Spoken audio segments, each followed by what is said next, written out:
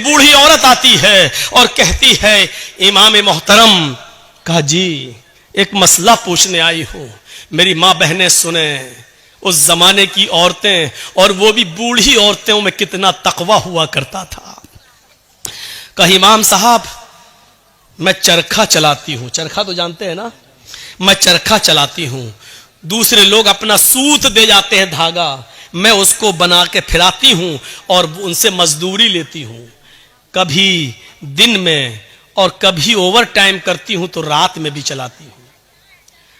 मैं चिराग जलाकर मैं चरखा चलाती हूं, जब मेरे पास तेल होता है तो मैं चिराग अपना जलाती हूं और सूत फिराती हूं। इमाम साहब उसकी मजदूरी मैं लेती हूं। कहा इसमें बुराई क्या है? कहा मैं ये नहीं पूछने आई हूं कि बुराई क्या है, मैं ये पूछने आई हूं कि कभी कभी मेरे पास चिराग जलाने के लिए तेल नहीं होता है। अच्छा तो मैं सोने के लिए बिस्तर पर जाना चाहती हूं, लेकिन देखती हूं कि पड़ोसी के घर में चिराग जल रहा है और उसके घर के चिराग की रोशनी मेरे आंगन में आ रही है।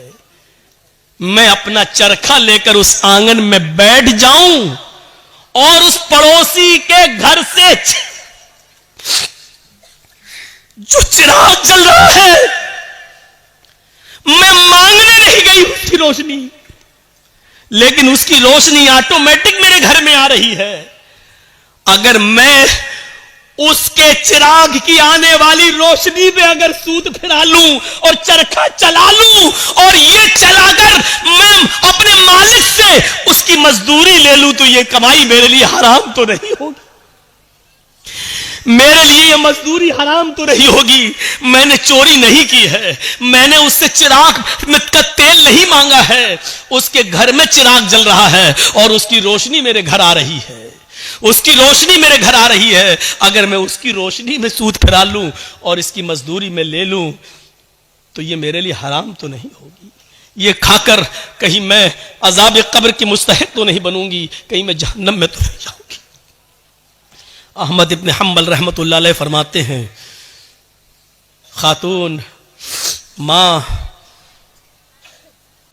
तेरे सवाल ने अहमद इब्न हम्बल के इल्म को आज शर्मिंदा कर दिया। काबे के रब की कसम, तेरे इस मसले का जवाब अहमद इब्न हम्बल के पास नहीं है।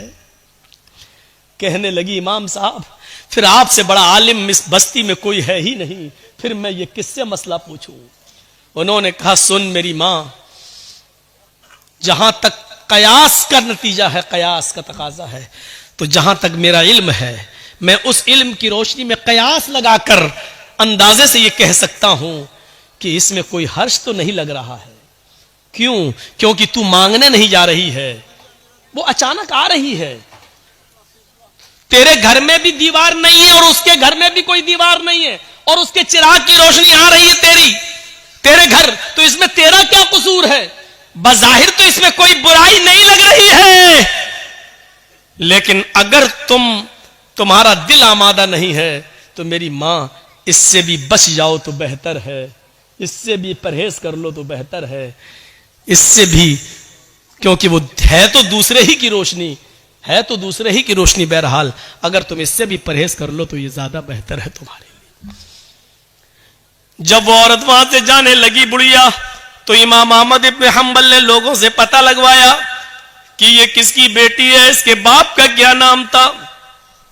बताया होगा किसी ने कुछ जो मेरे जहन में नहीं रहा। अहमद इब्न हम्बल फरमाते हैं कि आज के जमाने में ऐसी बूढ़ी औरतें मौजूद हैं, जरूर इसका बाप कोई आलिम कुरान होगा, आलिम हदीस होगा, क्योंकि ऐसी तरबियत अपनी औलाद के अंदर कोई बड़ा आलिम ही पैदा कर सकता है।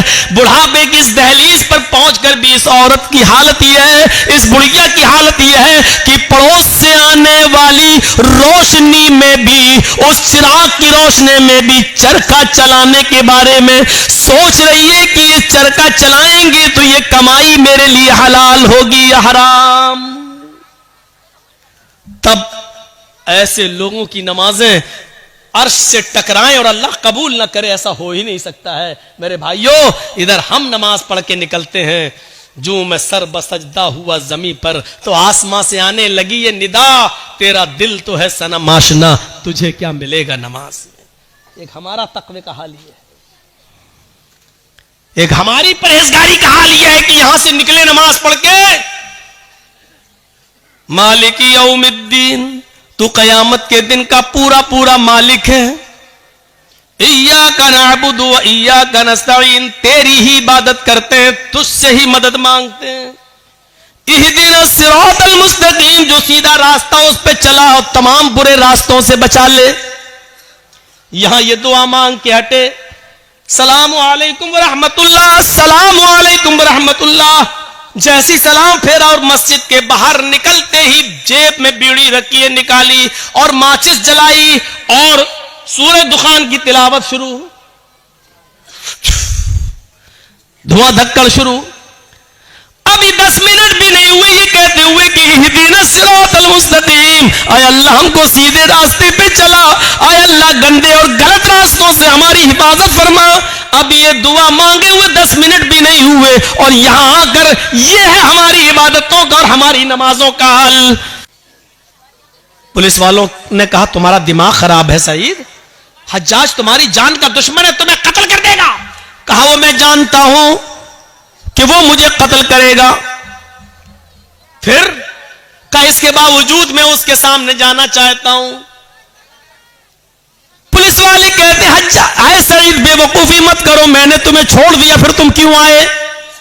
सईद इब्न जुबैर रोते हैं और रोते हुए कहते हैं आए पुलिस वालों, तुम्हें नहीं मालूम जिस आदमी ने मेरी जासूसी की और तुम्हें यह बताया कि मैं इस घर में छिपा हूं, वो तो कहीं ना कहीं से देख ही रहा होगा, उसको तो यह मालूम ही होगा कि तुम दोनों ने मुझे गिरफ्तार कर लिया है, मुझे पकड़ लिया है। वो आदमी हज्जाज को यह खबर दे देगा इन दोनों पुलिस वालों ने सईद को गिरफ्तार कर लिया।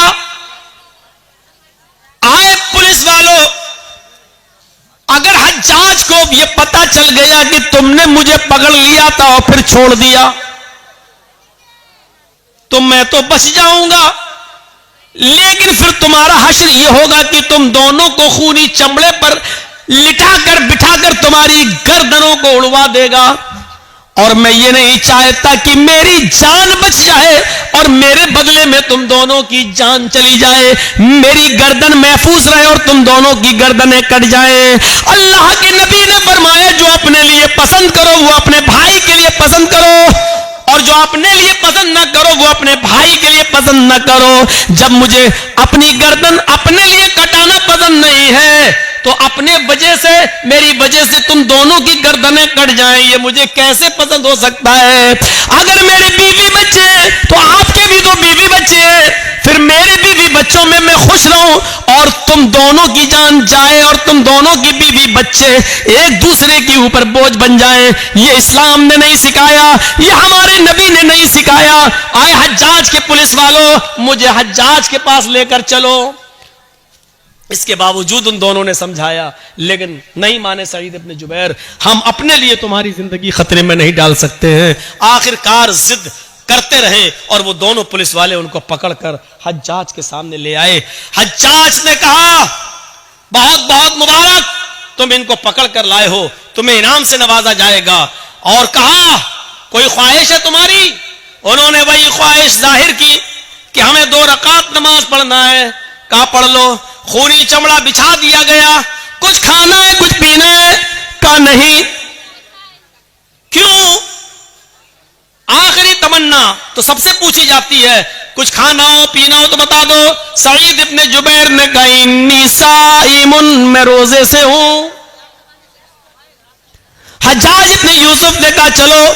पीछे से हाथ बांध दिए गए, खूनी चमड़ा बिछा दिया गया, गर्दन नीची कर दी गई और हज्जाज के एक जल्लाद ने पूरी ताकत के साथ अपनी तलवार चलाकर सईद इब्न जुबैर को एक ही बार में उनकी गर्दन को उनके तन से जुदा कर दिया। पूरा वाक़या बताने का मेरा मकसद सिर्फ यह है कि सईद इब्ने जुबैर ने अपनी गर्दन कटाना गवारा कर लिया, लेकिन अपनी वजह से उन दोनों मुसलमान पुलिस वालों की जिंदगी खतरे में नहीं डाली।